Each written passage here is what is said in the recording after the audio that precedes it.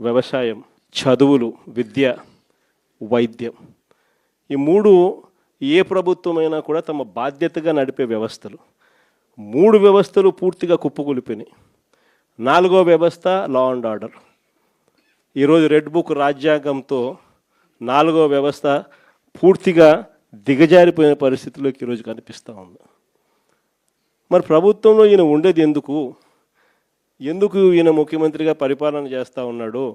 అందరికీ అన్ని private private private private అనేసరికి ఆ ముఖ్యమంత్రి కుర్చీ కూడా ప్రైవేట్కి ఇచ్చేయచ్చు కదా.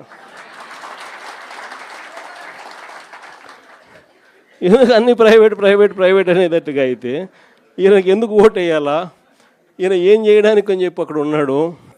ఇలాంటి పరిస్థితుల్లో ఎవరైనా ప్రజలు ప్రశ్నిస్తే చంద్రబాబు నాయుడు గారికి అసహనం, వాళ్ళ మీద కేసులు పెట్టడము, వాళ్ళ మీద తనకున్న కోపాన్ని చూపించడము, ఇవన్నీ కూడా జరుగుతూ ఉన్నాయి.